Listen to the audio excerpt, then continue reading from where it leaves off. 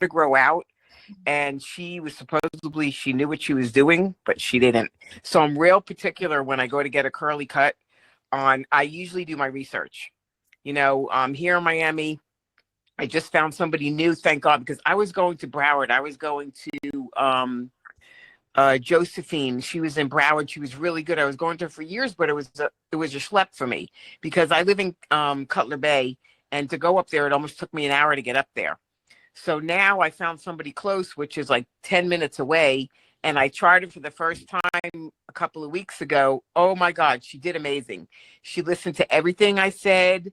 She was great. My hair is good. She wants me to come back every 3 months, and she's not expensive. She's reasonable, so which is really good, But it's just so hard to find somebody, and I don't trust anybody with my hair because they'll tell you they know how to cut curly hair. Wrong answer. And then you come out looking like horrible, really bad.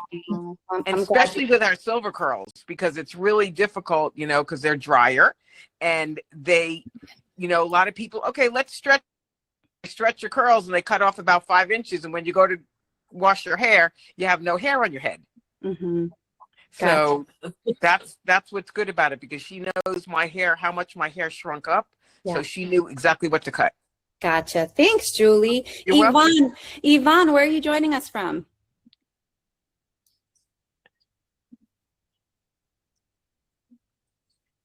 You're on mute, Yvonne. You don't? I'll give you a second, Yvonne. I got to know where you're joining us from. I'm from Chicago. Oh, you're from Chicago. Thank you for joining us. And what matters the most to you when you go get a haircut? Similar things to what Julie said. You want someone who knows about curly hair, especially for me, tightly coiled hair. And you want someone who can cut your hair and leave you with a style that's presentable and not something that you're like, oh my God, why did I even come here? So just got it. Thank you, Yvonne. Totally understand that. Anyone else want to let us know where they're joining us from before we get started? Hello, my name is Kadisha, and I'm joining from Brooklyn, New York. Hey. Hi, Khadijah. Awesome. Can you let us know what matters most to you when you go get a curly haircut? I had my first one recently, so I still don't really know, but something that was really important to me was not looking bald. I get that. That's it. I get that. All right. Awesome, guys. Well, welcome to everybody that's joining us tonight. So we are doing an encore of last week's Eco Slaves Curl Corner. It was so good. We had to bring it back. My name is Damara. I'll be your host this evening. We are joined by Rachel and Manuela from Promethean Salon. Hi. We're joined by Adria, the CEO of Eco Slaves. Hey guys. And we have my lovely team member, Wendy. She will be in the chat box. If you have any questions or comments, just drop them in there and she's got you. Shout out to Wendy. Yay. I feel like a DJ tonight, guys. Alrighty, so. I got one question. How do you do the chat box on this? It's different than the one before. Where do you? Oh, it is? Yes. Are you on your phone? Yep. Anybody on their phone right now? Or Wendy, how can Julie get into the chat box on her phone? I'm always on my Press desktop. the 3 dots and then you'll see chat. 3 dots. I don't see 3 dots. It's usually on the bottom. Right. All I see is you guys. I see all you guys, but I don't see anything.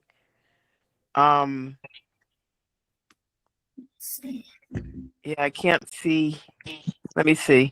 Oh, I got it. I found it. Thank you. Awesome. Thank you. Sorry. Thank you. All right, so let's get started. I'm going to start my slideshow. And let's Hey, Demay, if you want to, before we get started, I have some red flag and green flags for Rachel. Oh, do you want to do it now or later? Oh, you want to do it later? Yeah, right before the questions. Okay, sounds good. All right, great. Thank you. All right, guys. All right, can you guys see the slideshow? Yep. Perfect. All right, so curly haircuts 101, that's our topic for this evening. What is a curly cut? A curly cut is a specialized hair cutting technique for curly, wavy, coily, or kinky hair. Curly cuts are performed on dry hair to sculpt and enhance natural curl patterns, volume, and definition. Curly cuts help with a tailored shape and definition. So dry cutting lets the stylist see each curl natural fall to shape and enhance your pattern.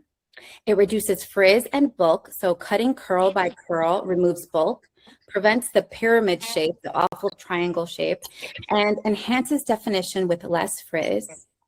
There's no surprise length. So because the hair is cut dry, you won't experience dramatic shrinkage.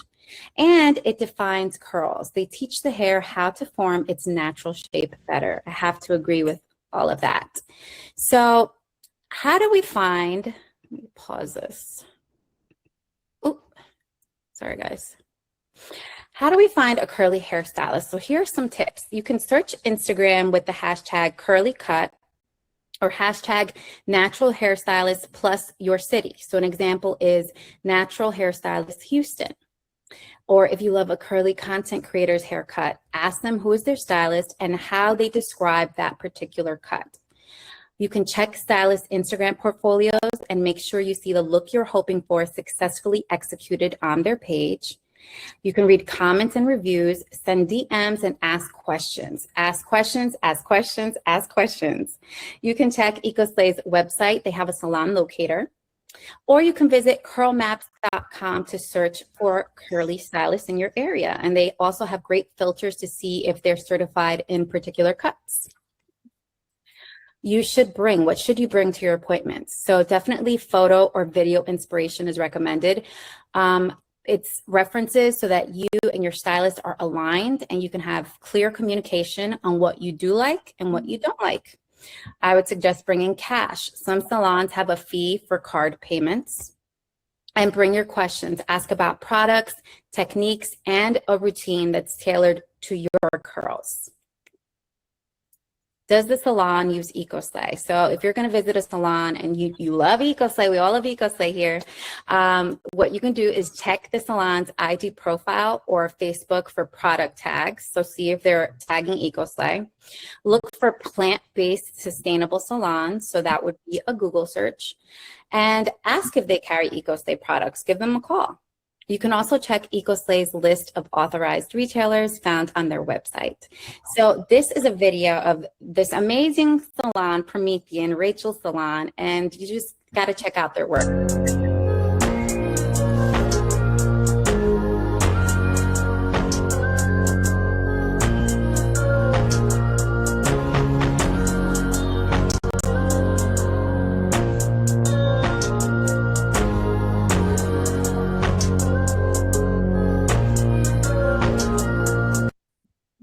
All curl patterns. Beautiful. Beautiful.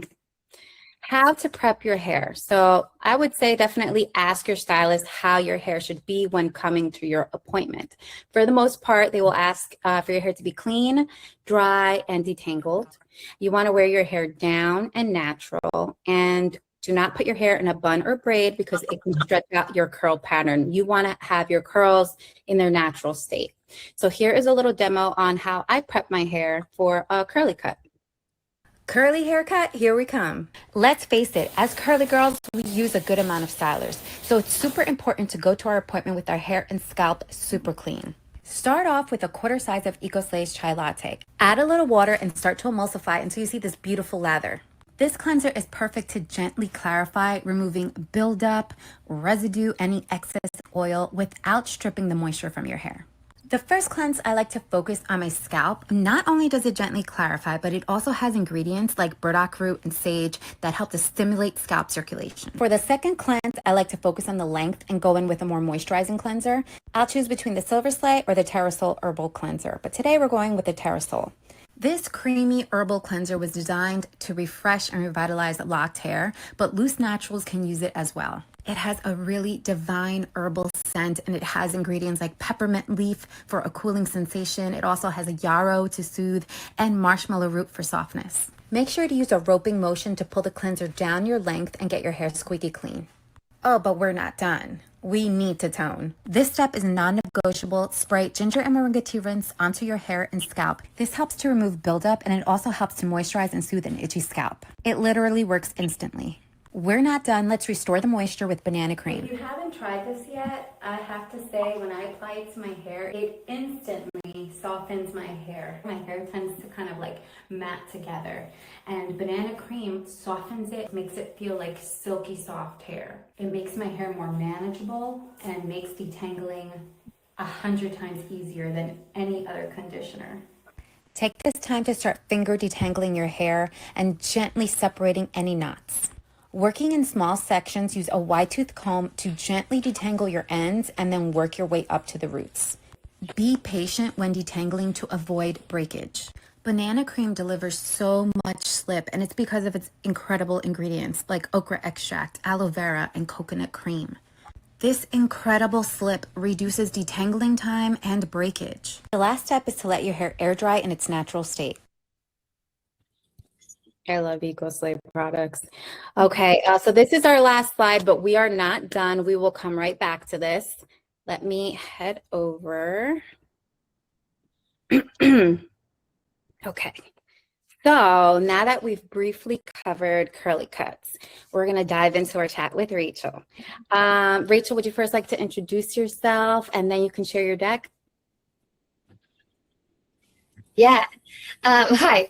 Thank you for having me. I'm excited to be here again. It was fun to chat with people last week. And so, yes, I'm glad to be here. I have been doing curly hair. I've been doing all textures for 18 years licensed. So I was licensed in 2008 and have been cutting dry since then. I actually learned that in beauty school. A lot of the cutting was done when the hair is wet, and then my instructors would take time and show me all the finishing work. We call it finishing work. It's all the detailing and like where's the weight distribution, even on straight hair. It's the same concepts of like growth pattern and density and different places in different ways. And so all of that finishing work was done when it was dry, when the hair was dry. So what I started doing is cutting all my clients from bum straight to kinky coily dry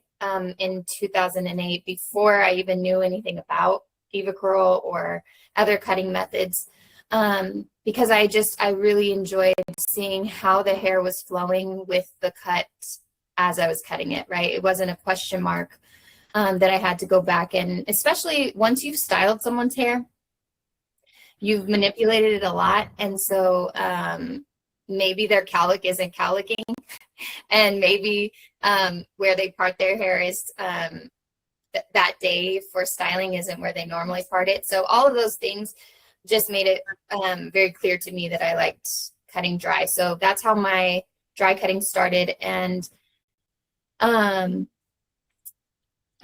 we opened Promethean 3 years ago. So my husband and I opened Promethean Hair Lounge. Again, I've done all textures my whole career. I took about 10 years of consistently cutting curly hair that whole time for me to call myself a curl specialist. So we'll get into that later. But I was I'm very passionate about that word. And so when it comes to curl specialty, we take it super seriously. And Promethean has a 2 to 3 year apprenticeship program to even start taking cuts without my supervision. So we are very strict around here, and I think it helps protect you as clients and us as stylists, keep our integrity high. So Mm-hmm. It's a little bit about me. Thank you. Thank you for sharing. Did you want to share the deck, or should we jump into questions? Whatever you want to do. I want to hear some questions, and then just to see if that can fill some space, and then we can go into the deck and see if that answers some questions deeper. But if anyone has questions now, we can kind of start there. I'll ask one. Yeah. So I've been having a hard time getting my hair to grow lately. I've been using a lot, like I use my EcoSay products. I love them, love them, love them. But my hair is like, and I'm using some oils and stuff, but it's not really growing like I want it to grow. I just did recently get a cut 2 weeks ago, and I hadn't cut my hair in like 8 months. I normally go every 6 months because of the fact that my hair, once Right. I get up, so I may start going a little bit sooner for trims. Maybe that'll start changing my length. But I used to have it super long, and I miss my length. It's like now it's like stuck at my shoulders, and I'm like, how do I get it to grow? Yeah. So we come up with we map out a plan for you at our salon, because hair growth is one of the main things that we talk about. Right. And so you would be on some people need their hair cut at 6 weeks, 8 weeks, 10 weeks, and 12 weeks. No human hair can go 6 months without a haircut and grow. Okay. Unless they are on it can grow, but there will be damage. I promise you, if I looked in somebody's hair that's down to their butt and they're getting haircuts once a year, they have a lot of damage. I promise you. Mm-hmm. And so even though genetically they're coded to have very long hair, right? Their hair is staying in the anagen phase for Right. 7 years. That is not addressing the breakage and damage that most people will have just off of 6, 8, 10 weeks. So I wouldn't know where you fall until I was with you, working with you regularly. But there's a huge myth that curly cuts only maybe every 6 months. There's also a lot of backlash on curly cuts right now on the internet because they're not working. It's because curly shape doesn't change very fast, right? Our shape doesn't change. But if you wore this outfit, your favorite outfit, all day, every day for, months, Right. it would tear, and there would be spots and places and things, right? And so your hair is the same. Like there's going to be places in the back that need more trimming, and there's going to be places around the hairline that need more trimming.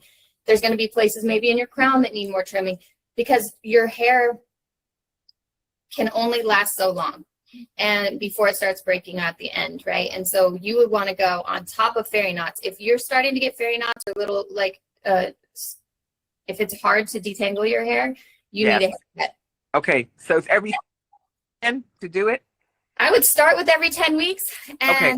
and then see, and just tell your stylist you want to really be A little bit, just trim a little bit. Right, Yes. yes, I don't want to very go a big. lot.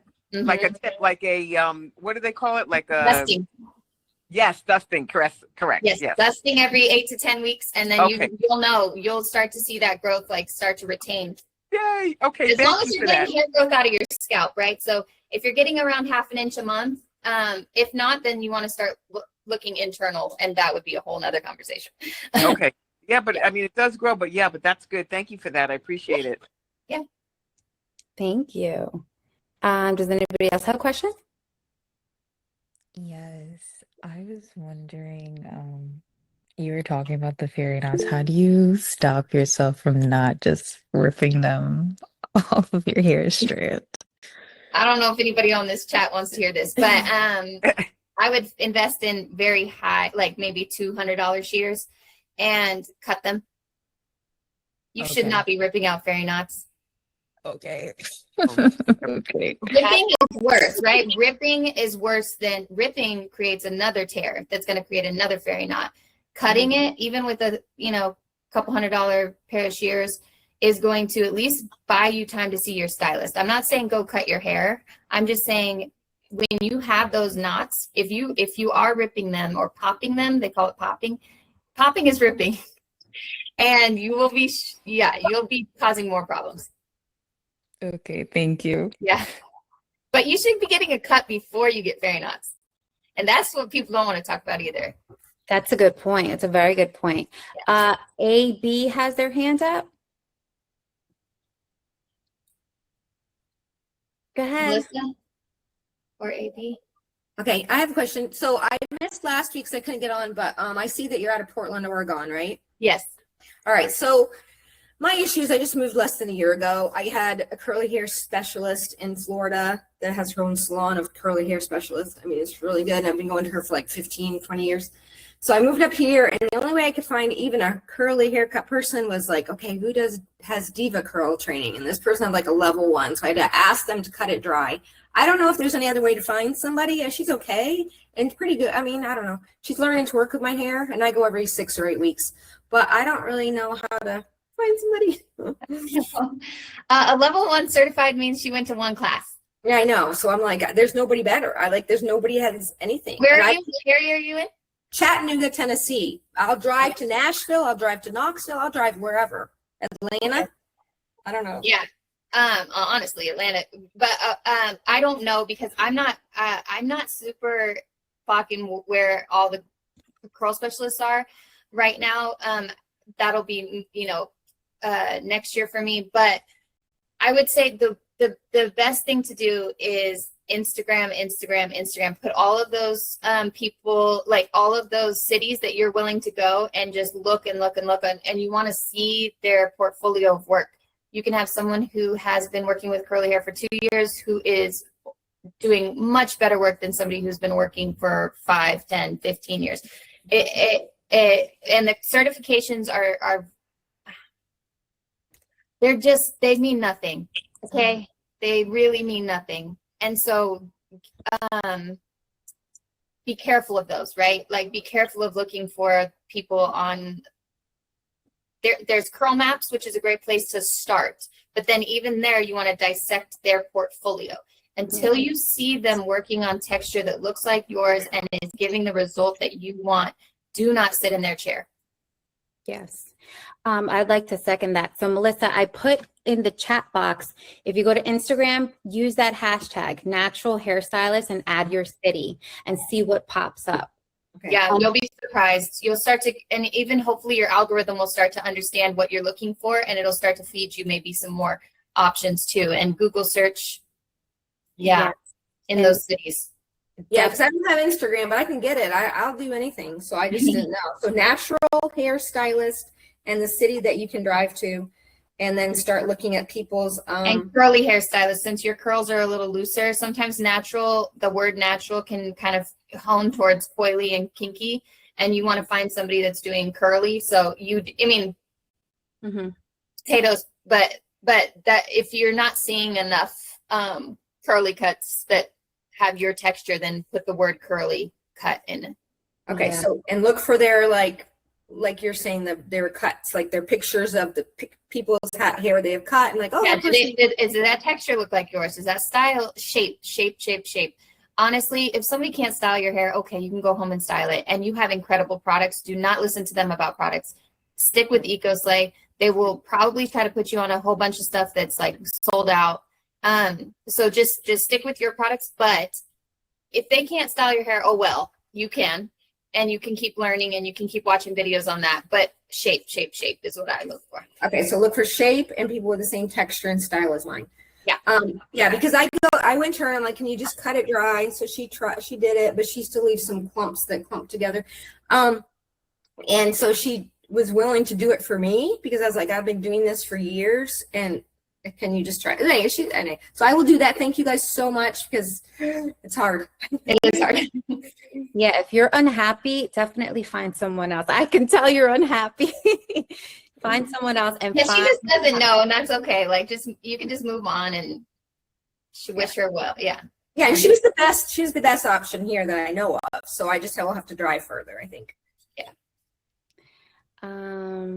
AB, is your hand up? Would you like to ask a question?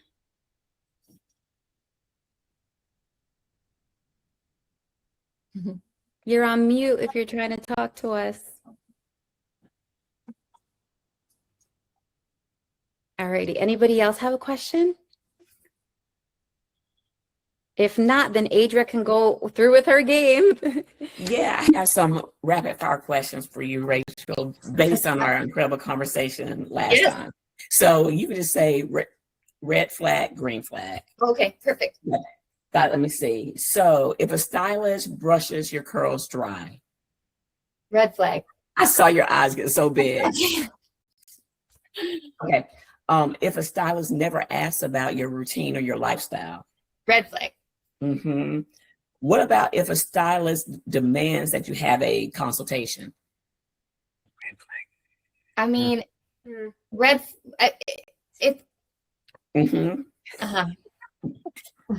You can choose. That's your choice. I mean, at the end of the day, there's some people who are overly sensitive about who sits in their chair. Mm-hmm. And sometimes it's for good reason, because having the right fit really matters. And so you're almost protecting yourself by having a consultation. So there, but to each their own. For me, it's a no for me. But that's because I've been doing all textures of hair for all my whole life, right? Mm-hmm. And so I don't need to have a consultation to do your hair. Okay, got you. Okay, what if a stylist looks annoyed? I've had this happen. A stylist looks annoyed when you show them photos of what you Red want. flag, red flag, red flag, red flag. Right? Because you want. Red flag. Yeah, agreed. No. Okay, and if a stylist has to straighten your hair in order to get it cut. That's a no. Yes. If a stylist will only cut your hair soaking wet. No. Right. These are all things that actually happen. I'm so sorry. Red I flag. know. Yes. And if a stylist never asks about your routine, how you maintain your hair. Yeah, absolutely not. Red flag. What are you paying the $250, $300 for? Exactly. Exactly. Thank you. That's all I had, Tamara. And anything else coming to mind for you? Well, yeah, so we just got a whole bunch of red flags. What are some green flags we should be looking out for? Yeah, I think we'll get some good green flags in the in my deck, because you'll start to see the depth and the meaning and the intention behind a curly cut. So if we go through that, and then we want to go through some more like little quick green flags, we can. But yeah, I feel like that is the green flag, is what I'm about to kind of go through. Would love to hear it. Yep. Okay.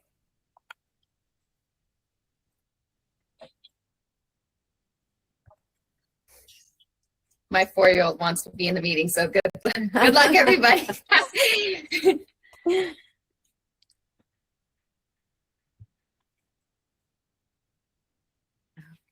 Okay, so here's the art of consultations. It is built on trust and guided by intention. Consultation is the craft behind everything we do, because it's never just about hair. It's about understanding the person, so the result is truly designed for them. I'm not going to read through all of the slides, and I hope this isn't blurry on your end, but pre-consultation is setting up like washing, detangling, styling 1 to 3 days before your cut. Wear it down in its natural state. Ponytails, no ponytails, clips, combs, brushes. And then because we want to see your natural curl pattern, I do like to have a little bit of styling product in the hair so that you can see how it's clumping together. But that's going to depend on your stylist. So definitely follow their instructions, because they have honed in what they like. So make sure you're reading their website. Why is this something that they do? Natural, they can see the natural clumping, they can see the true shrinkage, they can see your real density and shape and how it's living. And then at Promethean, I just do like to say this, our salon, we do not require these because we understand that some people are not comfortable styling their hair at all. So for the people, for those people, this doesn't really help the stylist, right? If you are absolutely uncomfortable doing your hair. So for us, it depends on the client and their experience with their natural hair. The only requirement is that it is detangled. Okay, consultation, communication, and vision. So opening the space. First, we're talking about your story. Tell me about your hair journey. Tell me about who you are. What has happened? What's worked for you? What hasn't worked for you? Have you seen a curl specialist before? We're listening. We're reflecting back those stories and really just creating that space for them to talk. And it creates emotional safety, and it unlocks honesty and openness. So then they can start feeling like they can share some of their biggest hurdles that we can then help guide them through. Lifestyle and routine mapping, we go very thoroughly into this. What does your weekly routine look like? How many days do you go between washes? What does your hair day 2 and day 3 look like? Do you prioritize longevity in your set or softness in your set? How many days do you want to spend styling? How much time do you want to spend styling? And then consultation continued. So preference, this is really blurry for me. Do you know how to make it? Like, I can't read that very good. Most guests don't have language, the same language as us. So we're talking about volume is width, definition is clumping, volume is width, length, and elongation is how much it drops. Do you want it towards the face, away from the face? So we're just talking about all kinds of different aspects of how you want to wear your hair. When one thing that people do is they really don't understand why their hair is frizzy, so they'll use the word frizz in the wrong kind of context. So when you say frizz, do you mean dryness or do you mean your texture? And then when you say flat, do you mean a lack of volume or a lack of shape? So we're getting into the language of what and I think this is why the visual alignment is so important. It's use inspo photos and talk about the photo. So what do you like about this shape? Where do you like these layers that are falling? Are they at their cheekbone or are they higher? What do you like about it? What do you not like about it? So then we talk about how this would work in your density, in your curl pattern, in your lifestyle. And then as far as visual alignment at Promethean Hair Lounge, we do not touch anyone's hair until we have an inspo photo that we think is realistic. That does not mean that you're going to have the same pattern as the person in the photo, but it's going to look at length and shape. So we will have a photo together that's the right length and shape. And then expectation setting, be honest and grounding. So what is achievable today? What will take multiple sessions? Where their hair naturally wants to do. Some cuts are about building trust, not just removing every bit of damage in one visit. A lot of guests come in saying they want all the damage gone, but when I actually show them where the damage lives, it often is much more than they expected. And if we remove all of it at once without preparing them for what that means, it can feel really overwhelming and traumatic. So as a stylist, we have to understand that our hair is deeply personal. It's tied to identity, confidence, and how someone sees themselves. If we move too fast, even with good intentions, we can cause harm. So sometimes the right approach is to take our time, create a plan, build trust, and support the client through that process over multiple visits. So then we want to talk about what we're going to do that day. So we're creating the service plan and all that talking and photos and all of that conversation, we need to then reiterate, right? So before moving on, what shape direction, styling outcome, maintenance level, clients should feel heard, educated, and clear. Let's see here. That was that one. Okay, so assessment. At Promethean, we are big, huge hair nerds. So we are going to assess everything. Observe before touching too much is elasticity, multiple texture mapping, porosity, density, distribution, breakage, split ends, fairy knots. So this is how much shrinkage, curl, how many curl patterns. Most humans have 2 to 3 curl patterns and texture differences in their hair, whether their hair's bone straight or kinky coily. There's multiple textures happening in patterns and porosities in one head of hair. Then we're talking about density, there's different distributions of density. So sometimes you have a lot of density near the root, and then you get a lot of hair loss, which means that you're either getting breakage, you're either have hormone disruption and are having hair loss, losing its anagen phase. So we go through all of that with the white paper test. We look at split ends. We do a very, very close-up picture of your split ends. So sometimes those split ends are actually up at the root, especially if you're in braids, wigs, weaves, or tight styles often. Some people have, some people have split ends starting at the root of their hairs, and then split ends are not just at the bottom of someone's hair. They can be in the entire length. This is a must. You must assess this with the white paper test. Pictures should be taken so that the client can keep them and know where they're at. It builds trust. So at Promethean Hair Lounge, we adapt the white paper test with all of our clients. We take a 1/2-inch section to 2 to 3 inches wide section at the crown, nape, and middle. So 3 different areas above the ear to assess how much density loss and or split ends exist. Taking pictures on the client's phone allows them to have a record of how far they've come, and this builds trust throughout the journey. So we're looking at scalp analysis, we're looking at tangling and how to prevent tangling, lots of assessing. Detangling strategies, we teach people how to detangle with shampoo, and you should be about 85% detangled with the shampoo. It's the roping method / massaging method. So think of massaging, getting a massage and someone is actually working out the knot in your back. You can massage your hair with shampoo and water to the point where you will get most of the tangles out.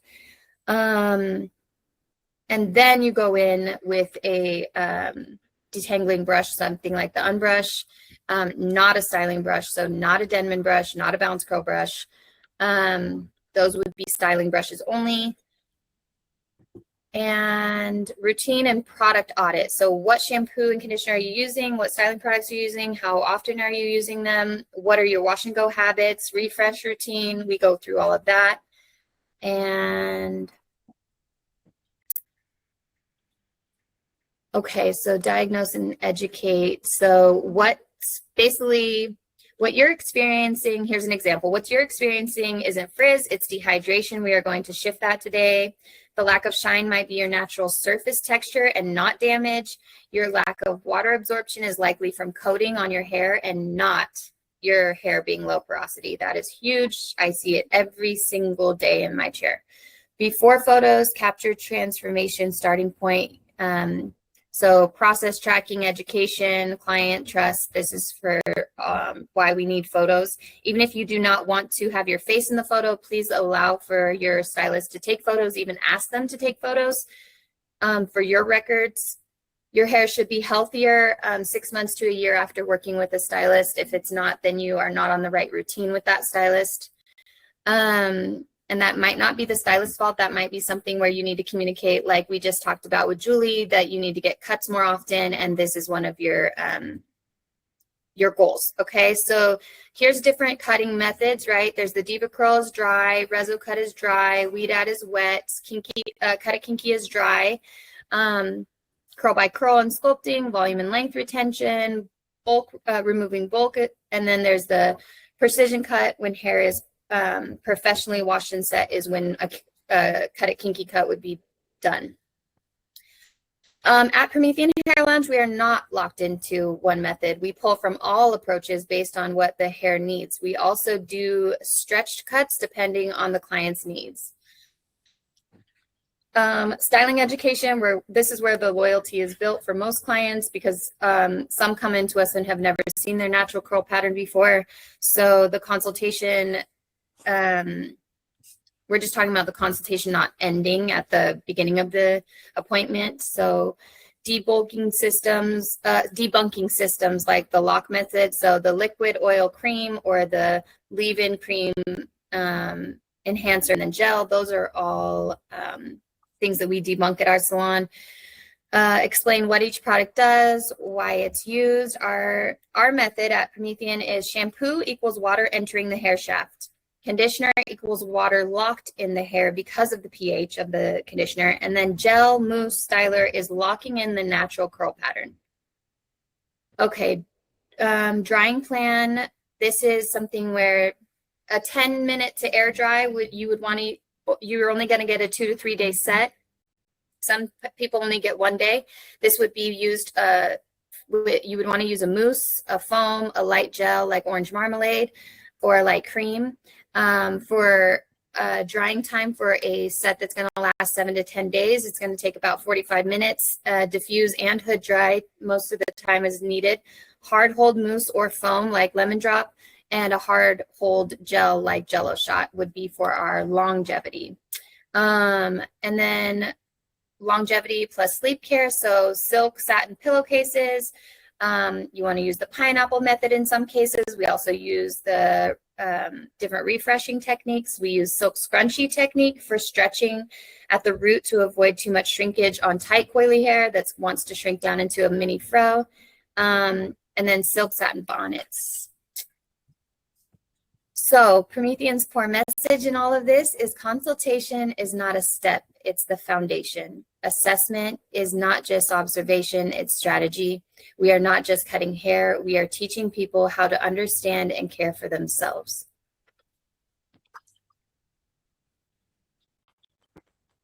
That was awesome. Thank Well you. said. So good. So good. Oh, This thank is- you. Does anybody have any questions for Rachel?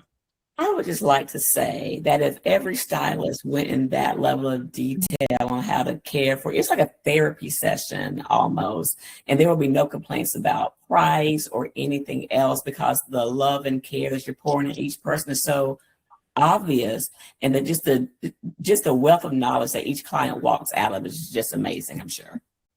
Thank you. You're gonna make me tear up. I would like to say something that you pointed out is that communication is very important. To clearly express your goals with your stylist from the beginning. What are you expecting? And then creating that plan, I think it's so important. Yeah. Just learning the terminology along the way with your stylist, that's super important. So Absolutely. it stood out to me. Does anybody have any comments or questions? When I went in for my curly cut, I wound up telling my stylist all about my EcoSlave products and what I use. And I told her, I said, these are the best. I said, my hair has thrived with these products. So she was like, okay. So I think she's gonna hop on board. So she's really good. She's here in Miami, and she's young, and she says, I'm gonna try them. She says, because I told her they're all natural and my hair loves them. Yeah. So And I think the key thing is that there's a lot of brands that say they're natural, and there's a lot of things that are natural. But what is fundamentally better about EcoSlay is they're farm to package, and they are humectant based. So they are drawing water into your hair shaft, and they are allowing protein to enter your hair shaft. This is not something you can get with other natural products, right? So someone else could have 100% organic line, and they are full of oils, butters, waxes, and other things that block water from entering. So you could have an 100% organic line that's 100% farm to bottle, and it still have the wrong ingredient list. EcoSlay does not have that. So you are getting not only the exponentially better quality, but you're also getting the right ingredients in the right formula. That's so, like, people really truly do not understand that. Most hairstylists do not study cosmetic chemistry. They do not understand what they're selling you. They are doing their best. They are repeating marketing that they've heard. They are not trying to harm you, but understanding as a consumer, I need humectant-based products. So you will always then be protected from bad marketing and bad education, right? And it's not always the stylist's fault. Not everyone's a science nerd, right? Some people are just pretty artists that want to be cute and fun and live their best life and do your hair and love you, but they're not scientists. So we have to, like, allow that buffer there. Just stick with the good stuff. Yes, for sure. And your hair's going to love you for it too. Absolutely. And your Yep. scalp and your Yep. skin and your Correct. endocrines and your, endocrine disruptors, carcinogens are in products that are marketed to Black and brown women. They are 50% of all products marketed to Black and brown women have endocrine disruptors and carcinogen in the United States. Only 7% of products marketed to white women have endocrine disruptors and carcinogens in them. There is a clear target, right? And this is a Black woman-owned brand that is clean, that's not going to have that stuff. So this is a safe place and a safe zone. Yeah. Mm-hmm. Yes. Perfect. I have a question that I hear very often from wavy customers. The hair can fall flat within like a day or two. What do you suggest to help with volume? And is there a specific cut that can help them with volume as well? Yes. So as far as the curly cut goes, you would want to have the more layers, the better. The more layers, the better. I don't care if you have fine hair, baby fine hair, thin hair, just get a good old shag. If you want to go see a lady in the corner for $10 and get a shag, get a shag. Because then when you go home and you style your waves, they're going to pop. So weight is going to be a huge factor. Then we're going to talk molecular level. So on the molecular level, hard water, mineral buildup, too soft a water has a lot of chemicals in it. So the water softeners are not good either. You want filtered water. So I hate to say Amazon, but Amazon has water filters for $30 to $40 that work great. You need to change them out every 8 weeks. They do not last 3 to 6 months like they say on the package. Every 8 weeks, you want to change your filter on your your shower head. Now we're at water, good water. Then we can go into products. So you're going to want to use the Chai Latte cleanser, right? So you can get more volume from your hair, right? You have a lightweight and not a lot of moisturizing, like heavier elements. Mm-hmm. And then I personally, this is going to sound crazy, I like Jello shot on my wavies.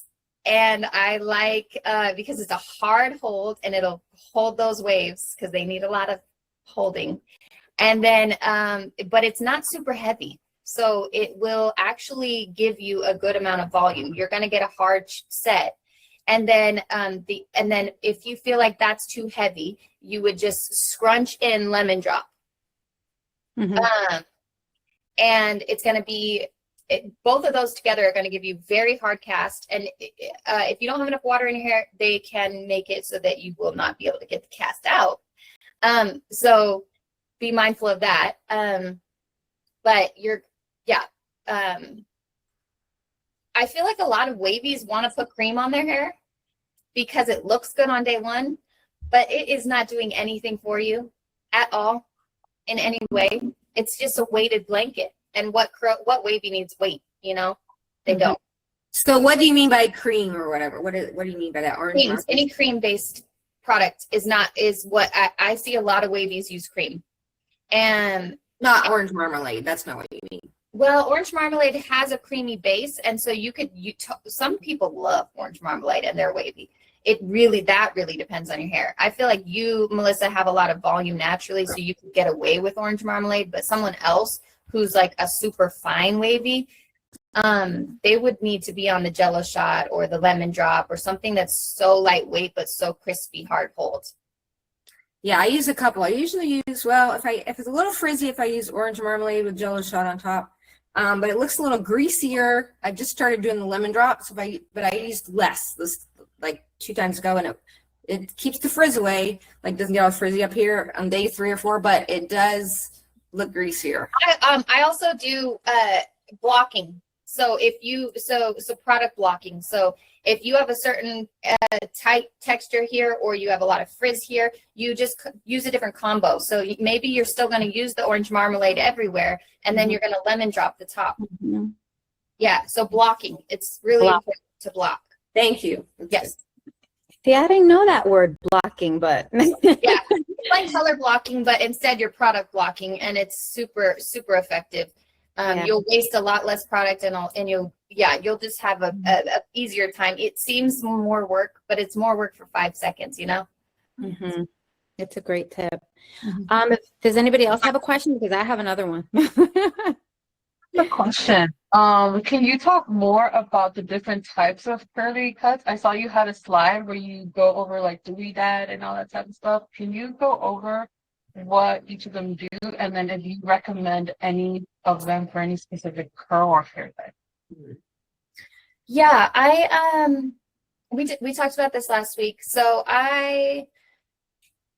Diva Curl is curl by curl cutting. It's creating beautiful shapes. It's creating waterfall shapes most of the time. It's so you a very classic curly girl who just wants a very classic shape would probably do best in the Diva Curl world. Again, these certifications are a thing. You need to be careful of them. So Diva Curl, and then Rezo. Rezo is they are taking or Rezo. I don't know how to pronounce it, but they're taking some of the stylists are taking chunks of hair out of your head, right, to create more. It's almost like aerating wine.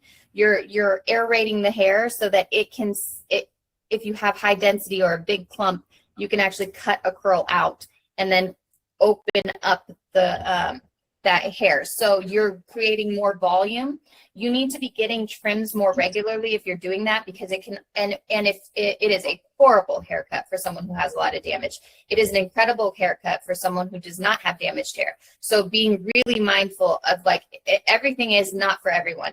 If you have a lot of damage and you're holding on for dear life, do not get a reso cut, because what you're going to do is you're going to have more pieces of hair that are floating in the air by themselves that are going to lock together and to tangle, right? When when your hair is all together in clumps, it's safer. Think of 12-year-old girls in a park. They're safer than one 12-year-old girl in a park. And 6 12-year-old girls in a park are not as safe as 12-year-old girls in a park. So you're choosing, you choose your adventure. But if your hair needs a lot of protection, you need a blunt cut. If your hair does not need a lot of protection because you have very healthy, very resilient hair, then you can go with the reso cut. What else? Cut a kinky. Cut a kinky cuts are incredible for tight, coily hair, curly hair, kinky hair, where you're really focused on shape. You're tired of that big old bulk at the bottom or that baby crown at the top, and you just really want to get a really nice shape. You're going to get a precision cut. It's going to be blunt cut. It's going to keep your ends safe. It's going to give you you're going to keep your density all the way from root to end. If you're working with someone who's experienced and that is analyzing your hair with the white paper test and telling you how much damage you have that needs to come off, and you're listening and you're allowing them to take that off, maybe over 6 months, but you're at some point in your journey, you're letting them cut what they need to cut. Then you're going to have a lot of healthy, thick, dense hair that's going to have a beautiful shape. So I also do wet cutting. I do stretch cutting. I will cut your hair I upside down, inside out. If you come to me, you're getting whatever we decide that you want and need, right? So it depends on who's your specialist, right? If they're as nerded out as me, then you just let them do their thing. But if you are looking for something, those are my little kind of categories of what to be mindful of.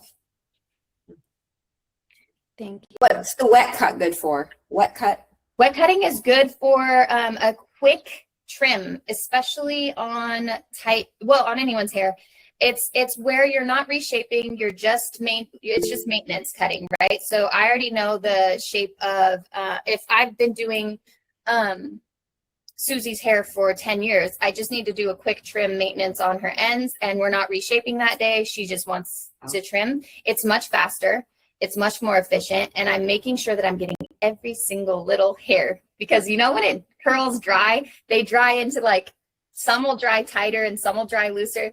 And so then I'm having to do a lot of work and a lot of manipulation to get it to like, come on, like come out of the hair. Like I need to get those ends. I need to maintenance those ends. So when you're just doing maintenance, a wet cut is great.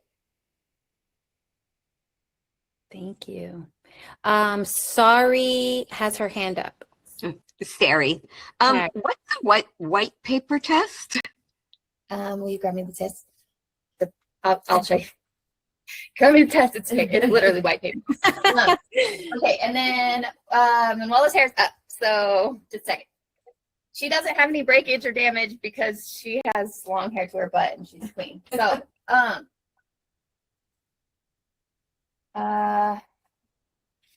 let's pretend this isn't layers and this is breakage, but it's layers. Do you see the density is high here? And then once I get through here, down here, it starts to wane, the density wanes. I would say if I knew this was from damage or breakage, I would cut all the way into the healthy part of the hair. You do not cut down here and get the little wispy ends off. That is not how you get healthy hair long term. You have to cut into the healthy hair, or again, the fairy knots thing, right? If I cut here in 3 weeks, she's gonna start having fairy knots again because I'm only cutting off the little wispy ends. Mm-hmm. That is not a true healthy cut. Now, I will not cut someone's hair unconsensually. So if she was not ready, she would get a little wispy end cut for $300, and then she'd come back and get some more. Mm-hmm. Because it needs to be done with safety in mind for the client, mentally, emotionally, and everything else.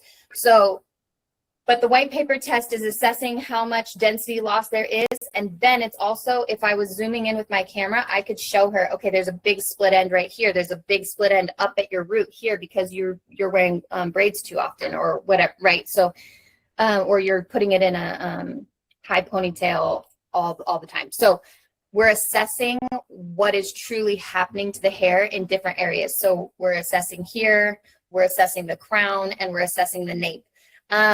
If there's other areas that I see, of course I would do more, but that's the gist of it. Thank you for showing us that, Rachel. That was awesome. And then we have a question from Khadijah.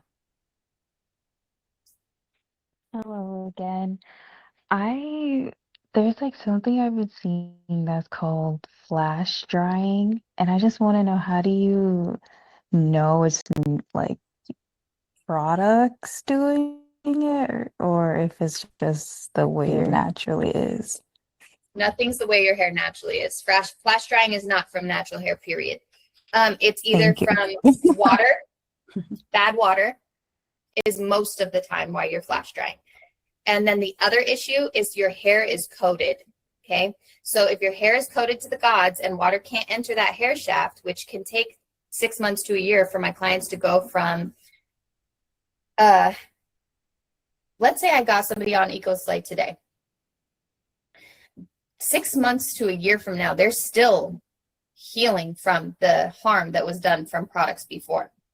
So we do detoxing treatments with Malibu crystal gel. We do it with Malibu detox. We do it with Malibu undo goo. It's chelating. It's taking off the minerals. It's taking off as much of the issues as we can. We're removing oils, butters, waxes, silicones, polyquantaniums. We're removing all kinds of things that are coating the hair. When your hair can absorb water properly, aloe vera and things of that nature will not flash dry the way that you're thinking. Now, when I don't have enough water on the hair, like, okay, sometimes I'll squeeze a little too much water out of like, Manuela's hair, and then I put Jello shot on, it's going to flash dry. That's from the, it's because it's a humectant and it needs more water. So I just sprinkle a little water and then boom, the hair's perfect. So I don't know if that's a lot. Does that answer the question? It does. Thank you. Okay. That is so helpful, because I've had some customers that say that orange marm causes flash drying. Like, it never did that for me. So that really, and I do tell them to use more water, and sometimes that helps, but sometimes it doesn't. So it does, and it does because they're not. It's not penetrating yet. Right. So yeah.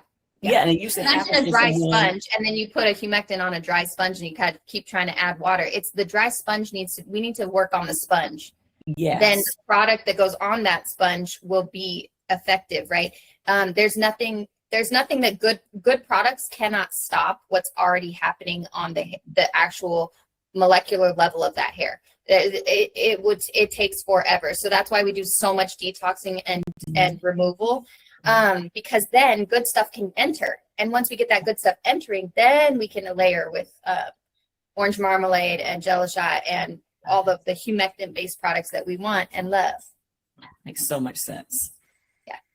Oh, the other thing that I don't know if this is relevant to anyone, when your hair does not absorb water and you are coated, and then you go into humid places, you know the thing, I hate my hair when I'm in humidity. My hair is terrible. I can't keep my hair to save my life. When you have water absorption in your hair and hydration staying in your hair shaft, and you have humectant-based gels and products, they love humidity because the humidity in the air reactivates them. You do not want anti-humectants in humid climates, period. That makes sense because I love my hair when I go to the beach. I'm like, oh my goodness, this is amazing. Best. Yeah. Mhm. Because Awesome. you have good humectant-based products. Makes sense. Okay, we have one more question for this evening. Aaliyah, go ahead. Okay, yeah, I had a question because I like when you did the paper test. So I was wondering, what would you do for people who have breakage, it's coming from lack of moisture? What is your treatment plan? So it's the same. So even with breakage, it's the same with or without breakage. If your hair's dehydrated and we need to get moisture to actually enter the hair again, we're going to detox here in the salon. So it's an in-salon treatment. It's not something you want to do at home. Then we're going to have you every 2 weeks, you're going to clarify your hair for the next 6 months. Eventually, you will not have to clarify your hair anymore because you will not be using products that are going to cause harm. But for 6 months, we want to extract gently the things that have built up in your hair over time. When you would also want to see your stylist more often during your breakage era, right? So anytime you have breakage, that means you need a cut. So you would maybe see your stylist every 6 weeks for a little while. That doesn't mean forever. I graduate my clients to 8 weeks, then I graduate them to 10, and then I graduate them to 12. We never go past 12. And then, not on my recommendation, they go past 12 and are living their best lives. But that's because their hair's healthy and thriving and resilient. So so you're going to want to have the treatment plan for breakage and remoisturizing is no oils, no butters, no waxes, no silicones, no polyquantoniums in the first 10 ingredients on the back of the bottle. You have to be so strict when you're in, just like if you were going to see a nutritionist and you're dealing with a lot of harm from food, you're going to have to be way more strict than someone who's very resilient and is a D1 athlete that can eat McDonald's every day, right? Like they're not living the life we're living, right? So for you would have to be more strict. You would have to look at the back of the bottle of everything. You would have to get that water filter. You would have to detox your hair every 2 weeks for 6 months. And then what that's doing is it's removing what's blocking water from entering. And then you will be able to get the humectants, get the nutrient density, get the protein. You need protein back in your hair. But if you put protein on coated hair, it doesn't feel good. It doesn't look good, and it doesn't act right. We need it to enter the hair shaft. And so we need to do that removal process, and then we're adding good stuff, and then we're taking away bad stuff, and we're putting in good stuff, and we're taking away bad stuff, and we're putting in good stuff. And it needs to be gentle and slow, and it's a 6 months to a year process. Okay, so do you do a scalp analysis to look at the people's scalp to see if it's something coming from their scalp to analyze to see if this is the cause? No. So a scalp analysis like that would be with a dermatologist. When I'm looking at the scalp, I'm seeing, okay, is there buildup? Is there any scalp conditions, right? But I'm not allowed to diagnose. So I will tell them what I'm seeing. I will put them on an anti-inflammatory shampoo that is going to help with inflammation. A lot of my clients who have a lot of breakage, they're getting I send them to a naturopath or a functional medicine doctor. Not an MD at all. Love them down. But they are not for this. So if you have scalp issues or you have internal issues, you want to see a functional medicine doctor or a naturopath who's going to work with you and really almost be like an investigative reporter versus the guy who reports on the nightly news. That's not the guy you want. You want the investigative reporter who's going to get in there and figure out what's going on. Because it can be hormonal, it can be medication, it can be all kinds of things. But what I can see, what I can do is say what I see. And so if I see the follicle is raised, if the follicle is raised around your hair, that is an inflamed follicle. It should be completely flat, if not indented down. So when you see a raised follicle, you know for a fact that you have inflammation on your scalp. Inflammation on your scalp can be from too much oils, too much butters, too much waxes, too much silicones. It can be from internal things like too much sugar, too much dairy, too much gluten, too much this, inflammatory foods. It can be from, anyway, I could go on and on, but the scalp analysis that we're doing is where are we at, taking photos of where we're at, and then seeing if the products shift. When we shift products, sometimes our clients' scalp heals. And sometimes it doesn't. So what we do is we have that documentation of like, here's where your scalp's at. And then let's get you on this, like in the next 3 to 6 months, if we don't see a shift, which is why you want to see your stylist more often. If you don't see a shift in 3 to 6 months, you need to go make that doctor's appointment. And I will tell you, and that's what you want to do is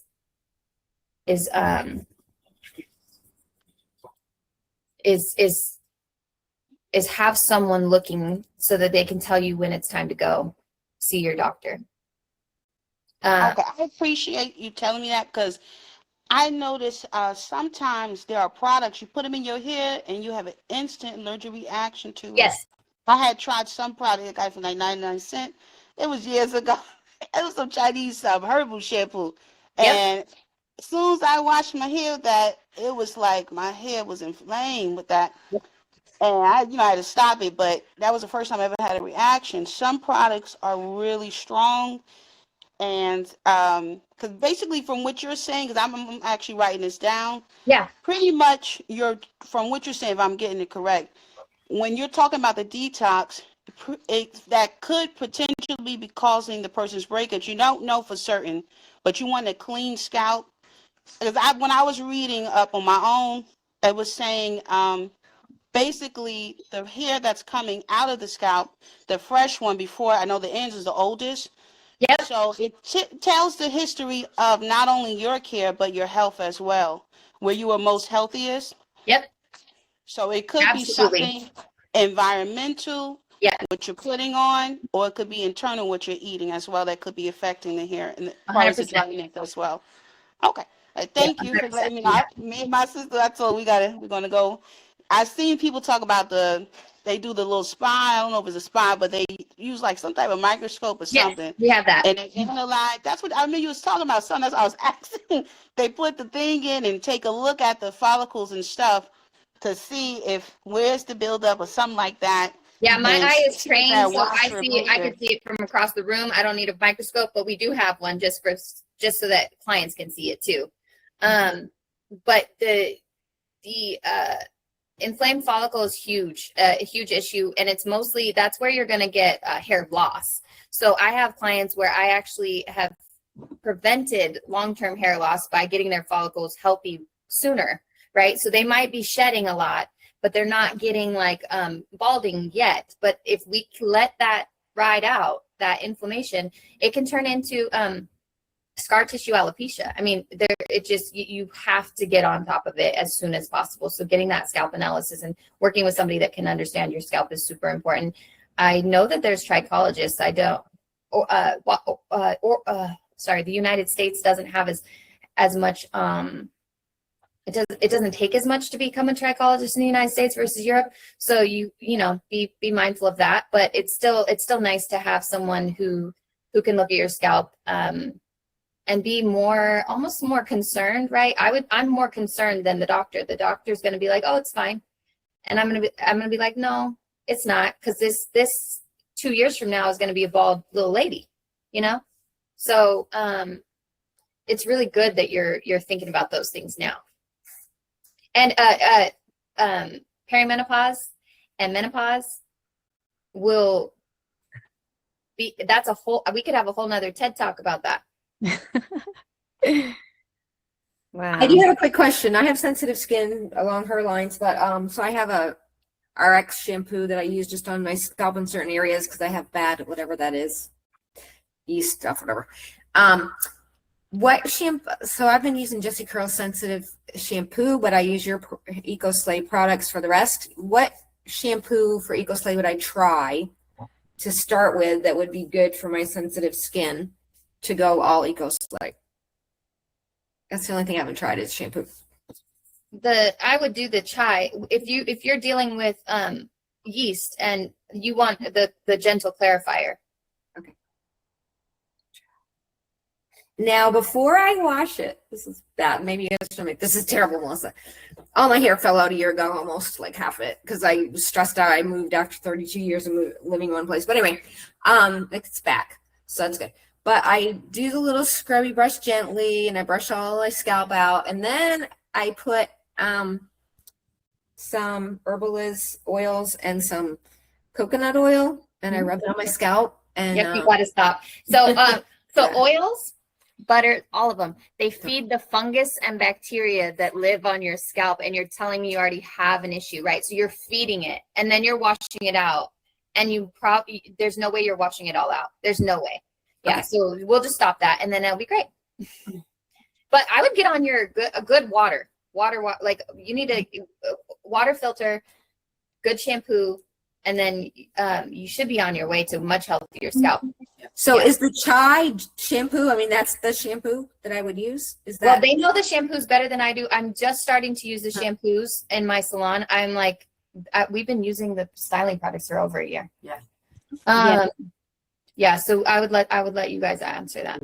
Yeah, it's the chai latte cleanser, and I just put it in the chat box for you too. It smells. Oh, I see it. Good. Yeah, that one, in my opinion, because it's the gentle chelator, it's the gentle cleanser or clarifying, it's going to help with the fungus and bacteria that live on all human scalps. All human scalps have them. It's just, is yours overproducing, and so yours is overproducing. So we want to nip that in the butt with a good cleanser.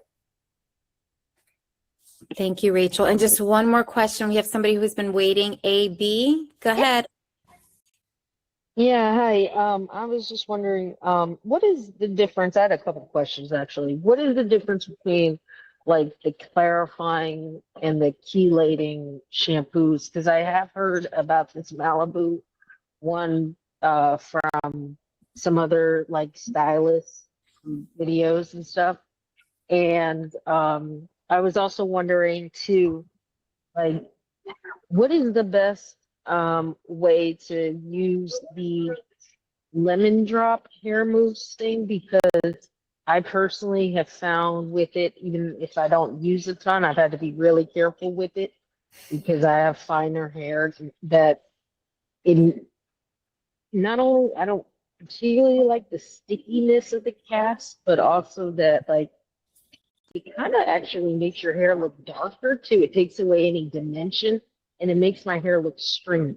So I'm wondering how, in what order, and what is the best way to like use that kind of product? It's definitely, in my opinion, it's a topper, or it's for braid outs or twist outs. But if it by itself, right? If you were doing a braid out or a twist out by itself, you would use it. If you're doing it, it would be a topper. Which just means you put buttercream and then lemon drop, or you put orange marmalade and then lemon drop, or you put Jello shot and then lemon drop. So it's your topper. But I don't know. What would you say? Because you guys deal with cocktailing a lot more than we do. Yeah, no, I agree that if you're finding that your hair is too stringy with it, maybe try cocktailing it with another styler like orange marmalade, or vanilla styling whip is really nice as well. And then I would say, how are you applying lemon drop? Because if you're going in section by section and putting in the product, that might be too much. So what I like to do for my hair is I'll glaze it over my hair and then scrunch it in. Exactly. And that's how I get the best results. Yeah, and that's incredible. And then I wait for my hair to be 100% dry. If your hair is not 100% dry, you might have that stickiness. Once your hair is 100% dry and set, you shouldn't have any. Yeah, it'll break up.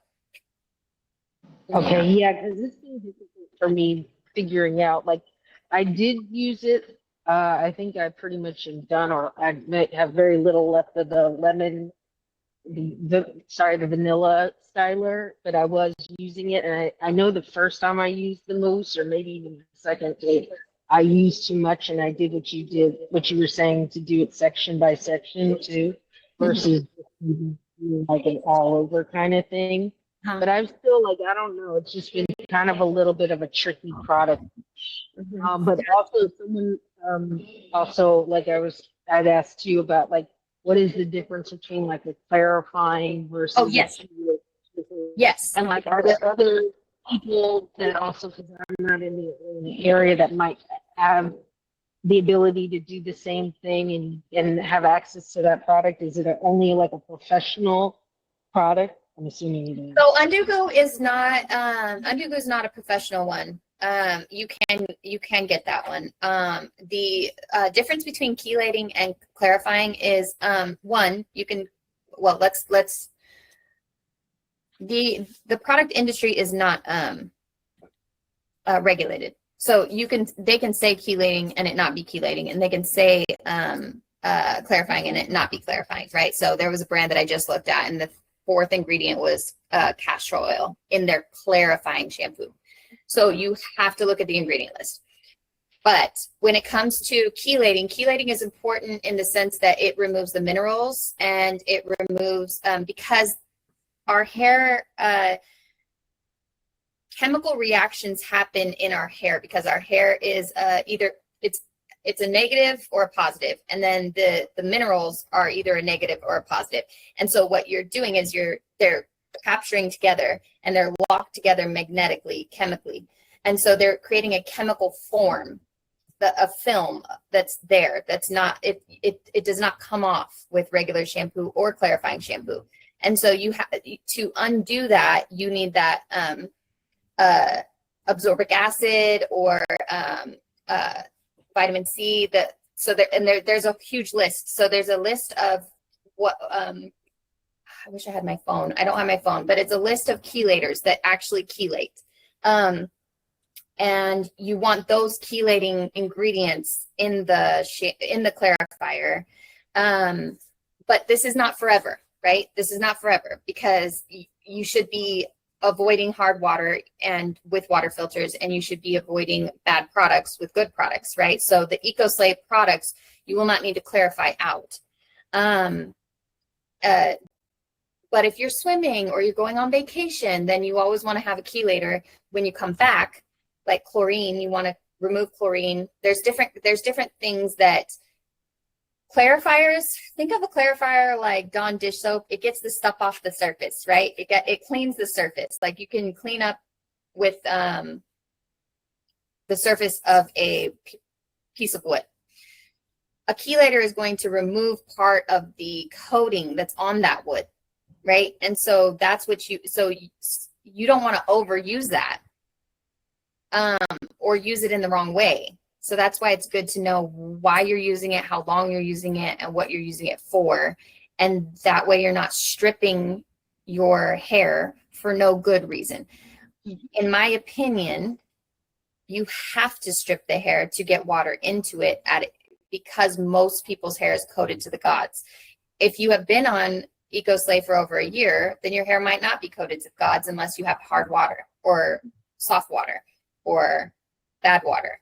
I'm not even sure what kind of water we have here. And like, I will say, and maybe it's because of my texture or something, I haven't really found that like I have an issue with getting water into my hair or moisture per se.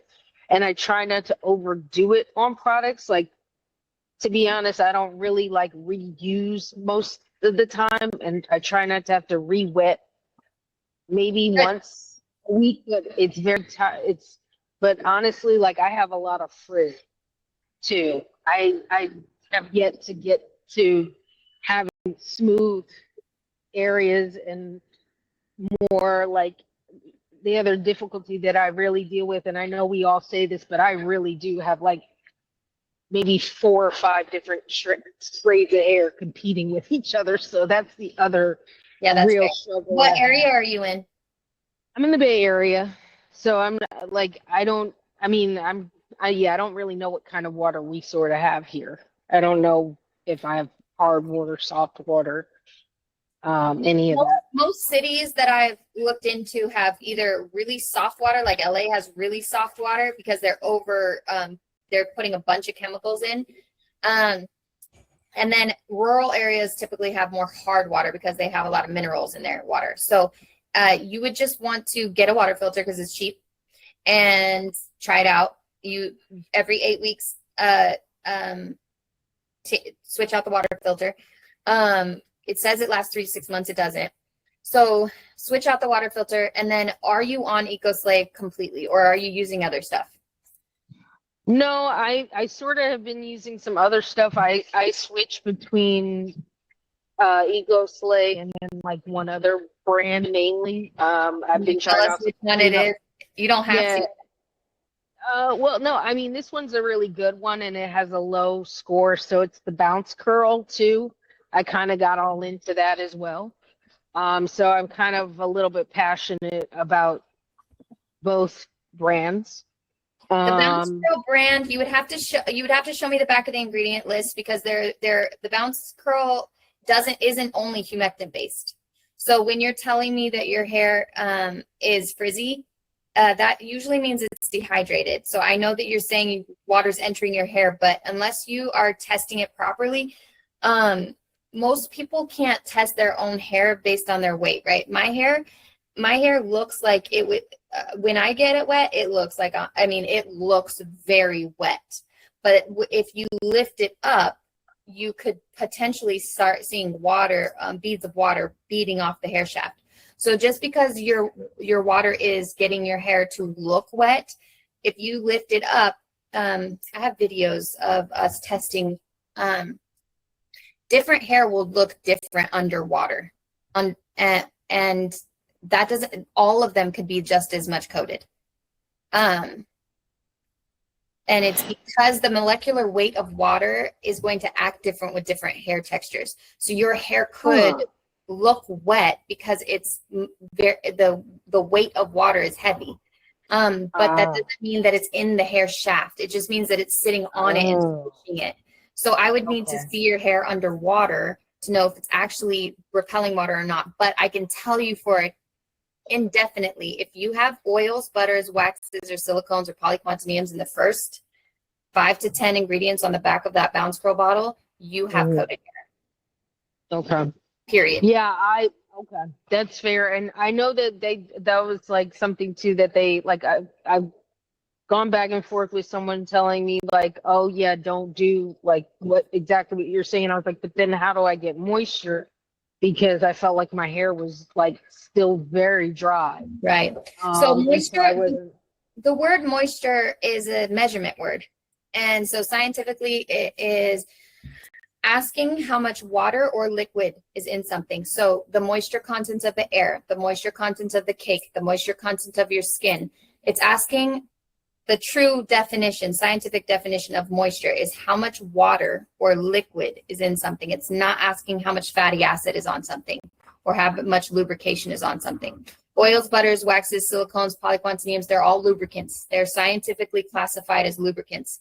They are not hydrators and they are not moisturizers. They do make it feel better and look better in the moment, but it takes 6 months to a year of being strictly on humectant-based only products for your hair to absorb water and to retain that water absorption. So imagine like an old battery on a cell phone, right? You have an old battery on a cell phone, you charge it to 100 and it lasts 5 minutes, right?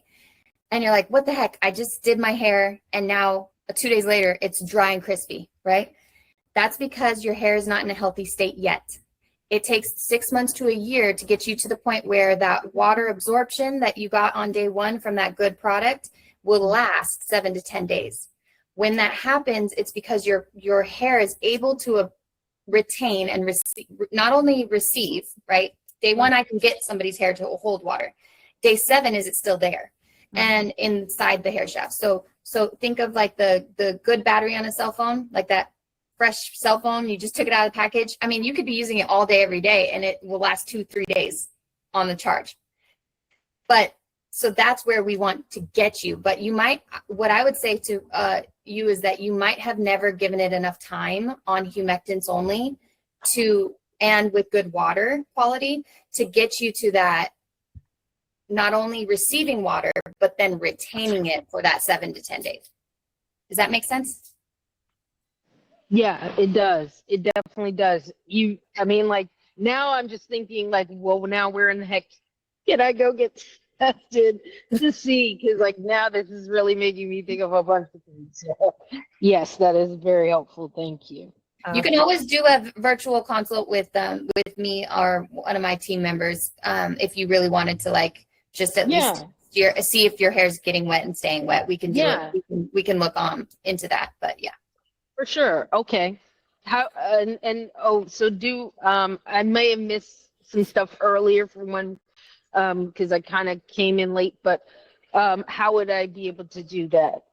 I think they'll send out some info, PrometheanHairLounge.com. Everything is online for us, but if you booked a 15-minute consult and then you told my team that it was virtual, then we would just get on a phone call with you during that time. Okay. Thank you. Mm-hmm.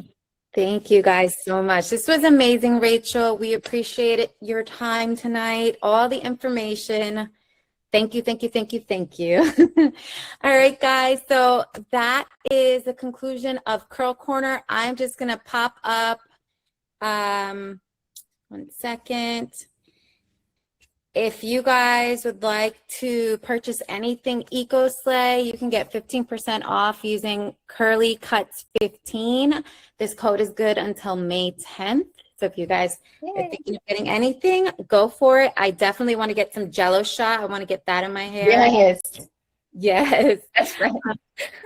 But thank you guys so much for attending tonight, and we will see you next time. Thank you. Bye-bye. Thank you. You're welcome. Bye. Thank you, guys. You're welcome. Thank you for being here, guys. Have a nice weekend.